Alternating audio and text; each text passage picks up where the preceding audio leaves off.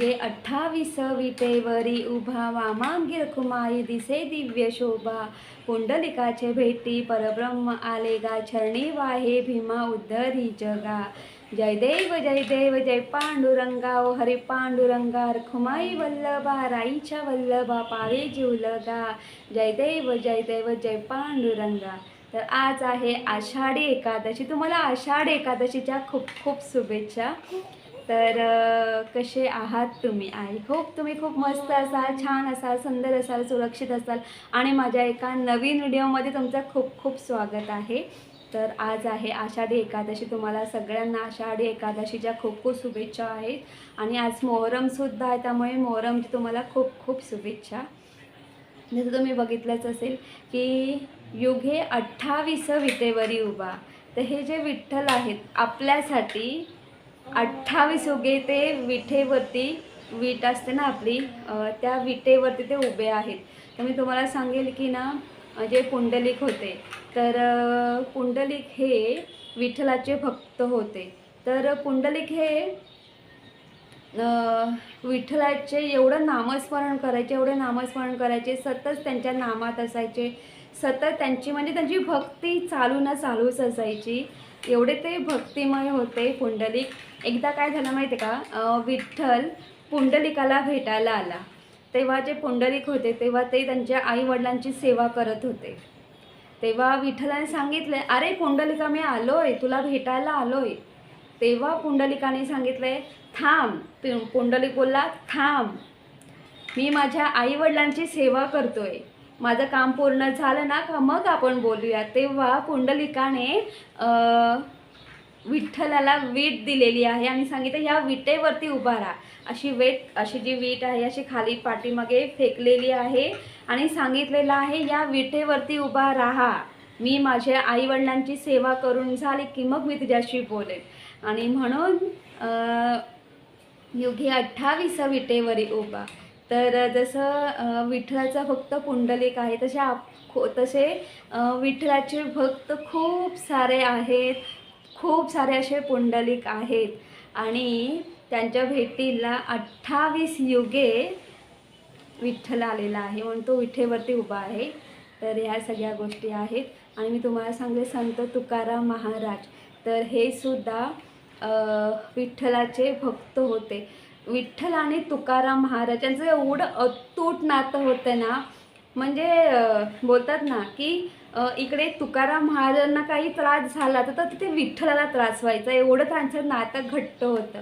तर मी तुम्हाला सांगेल की मी तुम्हाला एक शॉर्टकटमध्ये छोटीशी गोष्ट सांगते तुकाराम महाराजांची।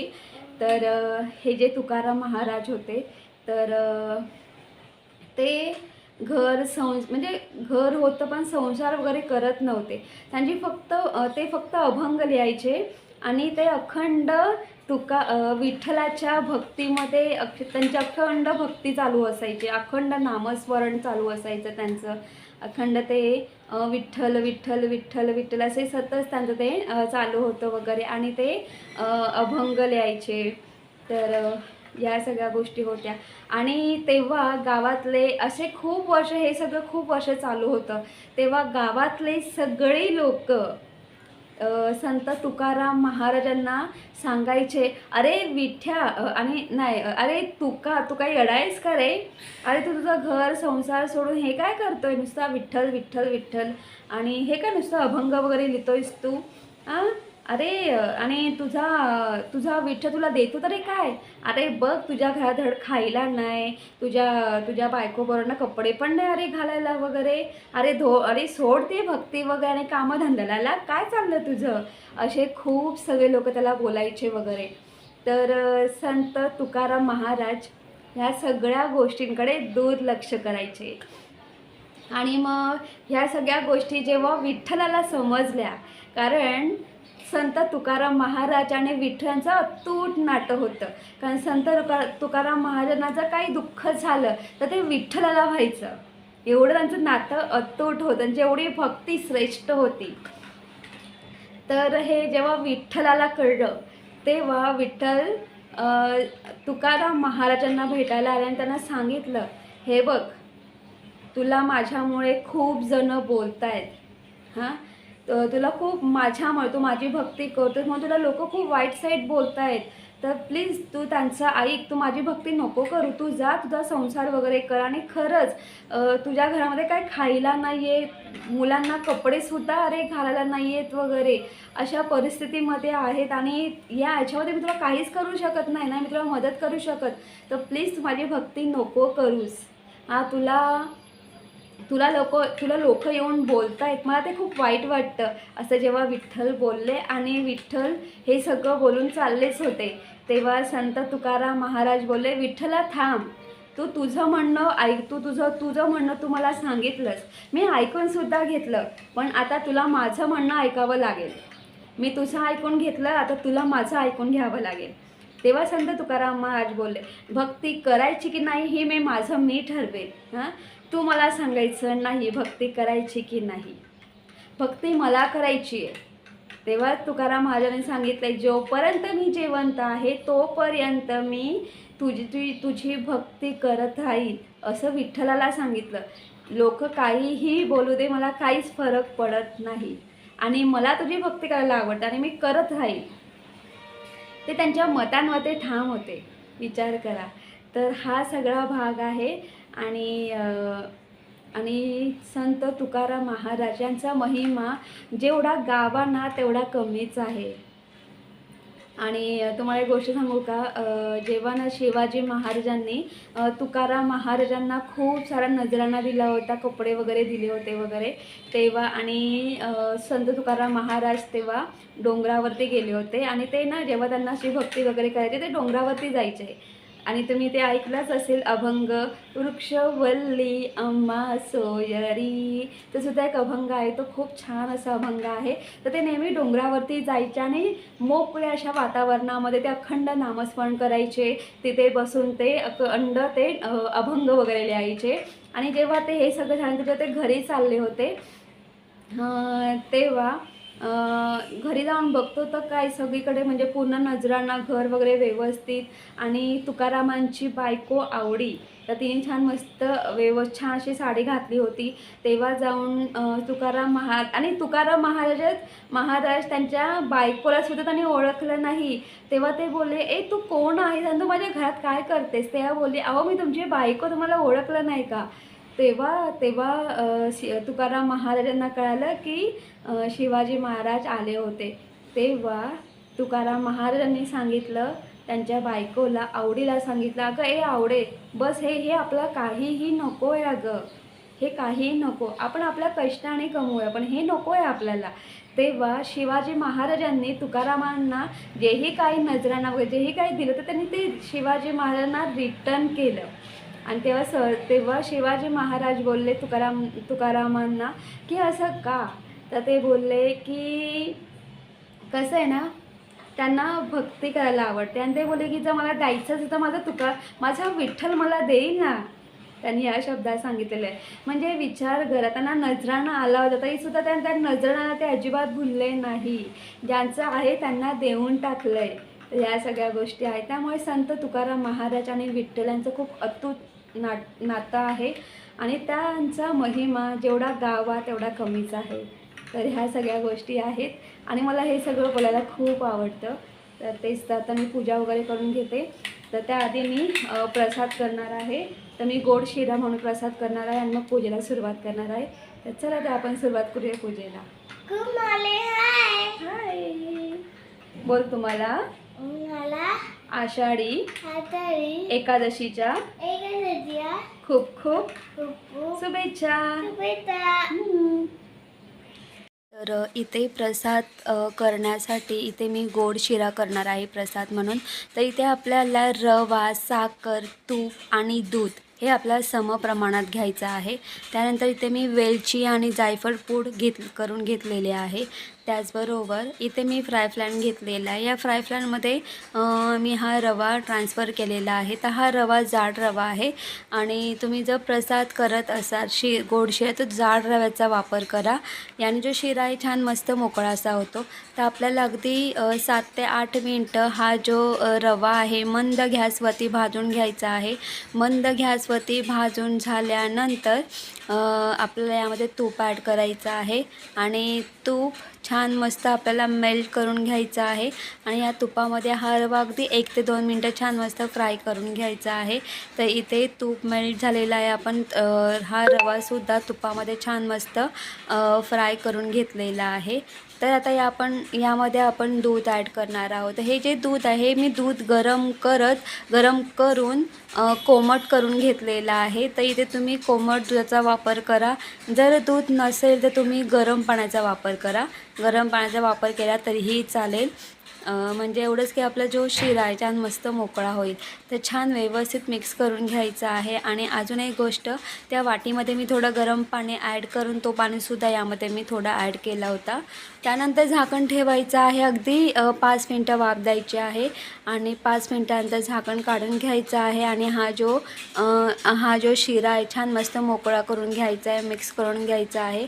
आणि त्यानंतर आपल्याला यामध्ये साखर ॲड करायची आहे. साखर छान मस्त मेल्ट करून घ्यायची आहे आणि इथे आपली साखर छान मस्त मेल्ट झालेली आहे. सर्वात शेवटी आपल्याला इथे वेलची, जायफळ पूड ॲड करायची आहे, ड्रायफ्रूट ॲड करायचे आहेत आणि छान व्यवस्थित मिक्स करून घ्यायचे आहे.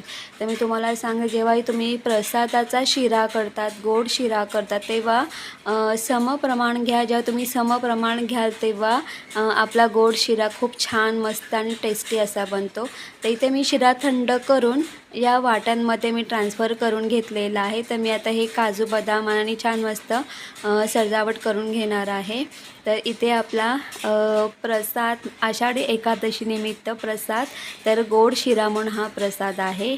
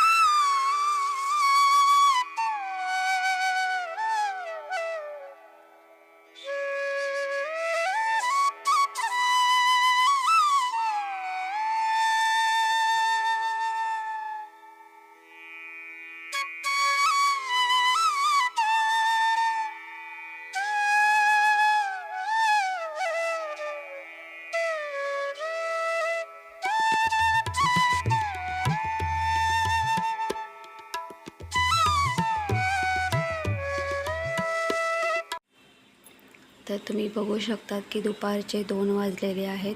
तर माझं पूजा वगैरे झाल्यानंतर मी जेवणाला सुरुवात केलेली होती. तर इथे माझं जेवणसुद्धा झालेलं आहे आणि इथे ज्ञानेश अभ्यास करतो आहे. त्याला मी अभ्यासाला बसवलेलं आहे. तुम्ही इथे बघू शकतात की मी जेवणाला काय काय केलेलं आहे.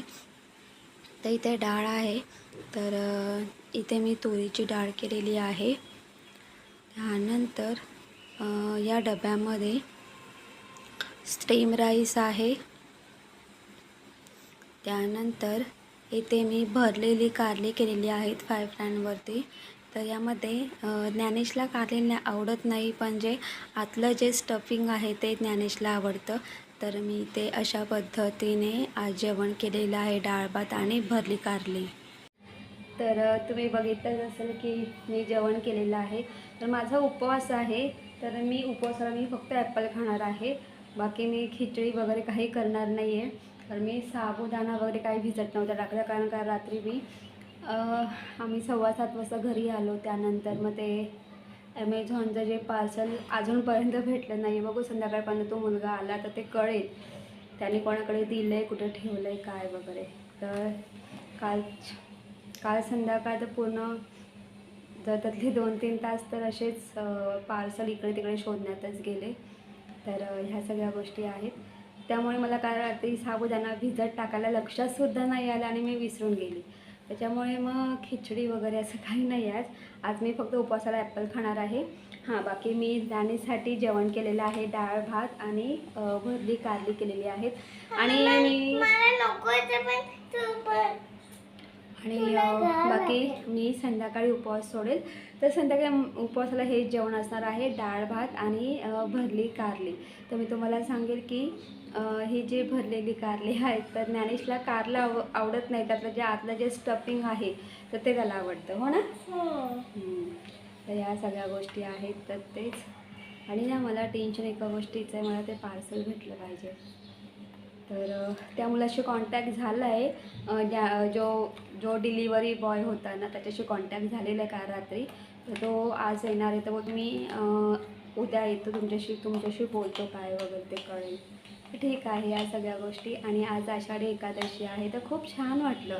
म्हणजे ना आपण अशी पूजा करतो, मनोभावे पूजा करतो, खूप छान वाटतं. आणि आज आषाढी एकादशी आहे ना, तर बाहेर पूर्णपणे शांतता आहे आणि पूर्णपणे पावसाचं वातावरण आहे वगैरे, खूप छान वाटतं. आणि जिथे पंढरपूरला तर छान मस्त सगळं बघण्यासारखं असेल वगैरे. तर ठीक आहे, बघू उभ्या आयुष्यामध्ये कधी पंढरपूरला जर जायला भेटलं तर आपण नक्की जाऊ आणि नक्की जाऊन मी तिथे व्हिडिओ काढण्याचा प्रयत्न करेल. तर माझा तो एक छोटासा प्रयत्न असणार आहे. तर ह्या सगळ्या गोष्टी आहेत. तर गाईस, मी हा व्हिडिओ इथेच एंड करते. तुम्हाला माझा व्हिडिओ कसा वाटला ते कमेंट्स करून सांगा. जर तुम्हाला माझा व्हिडिओ आवडला असेल तर माझ्या व्हिडिओ लाईक शेअर करा आणि माझ्या चॅनलवरती नवीन असाल तर माझा चॅनल सबस्क्राईब करायला अजिबात विसरू नका. तोपर्यंत बाय बाय, टेक केअर. तुम्ही तुमची काळजी घ्या. आणि तुम्ही हा टी शर्ट बघत असाल तर ॲक्च्युली काय माहिती आहे का, माझ्याकडे ना हुडीचा टी शर्ट होता. तर याला हुडी होती. हा हुडीचा टी शर्ट आहे. हे बघा, हा हुडीचा टी शर्ट आहे आणि याला हुडी होती. तर ती मी हुडीनं इथून अशी कट केलेली आहे आणि हे बघा, हे जे आहे ना, हे मी फोल्ड केलं, आतमध्ये होल्ड केलं. कारण ना हुडीचा टी शर्ट मी शक्यतो वापरत नाही. तो ना असाच पडून असतो, करायचं काय, आणि त्याचा वापर तर झालाच पाहिजे. तर म्हणून विचार केला की चला आपण घरातल्या घरात पॅन्ट टी शर्ट तर घालतोच. त्यामुळे मी तो वरची जी हुडी ती कट केली आणि याचा म्हणजे घरातल्या घरात मी टी शर्ट म्हणून हा घालते. तर एकदा दोनदा मी हा हुडीचा टी शर्ट बाहेर घातला होता वगैरे. पण ना बाहेर हुडीचा टी शर्ट म्हणजे जेव्हा आपण कुठे बाहेर लाँग ड्राईव्हसाठी जातो, म्हणजे कुठे फिरायला वगैरे जातो वगैरे, तर त्यासाठी छान वाटतो तो. असं आहे, पण कुठे बाहेर जाणं होत नाही आहे, त्यामुळे तो टी शर्ट तसाच पडून होता वगैरे. तर मी विचार केला की चला आपण ह्याची हुडीच कट करून टाकूया आणि घरातल्या घरात आपण हा टी शर्ट वापरूया. तर त्यासाठी मी हे असं काम केलेलं आहे. काही ना काय करतच असते मी. तर ह्या सगळ्या गोष्टी आहेत. तर बाय बाय. बाय. तर आणि मी आता ज्ञानेशला जेवायला देते. त्याला हे बघा मराठी. हां ज्ञानेश हे करतं क ख ग तर तेच आहे. आता मी ज्ञानेशला पटापट डाळ भात देते, त्याला चालते आणि त्याला थोडा वेळ झोपवते, कारण त्याचा 4:30 वाजता क्लास आहे आणि त्याचा 2 दिवस त्याची शाळा आणि क्लास बुडले. त्याचे 2 दिवस पेपरसुद्धा होते, प्रॅक्टिस पेपर होते, पण ठीक आहे. आता बघू पुढे काय, उद्या स्कूलमध्ये गेल्यानंतर कळेल. थांबा, काय थांबायचं? गुड मॉर्निंग ना, आता गुड आफ्टरनून. मग दुपार झाली ना रजा. मग कर, चल व्हिडिओ एंड कर, चल.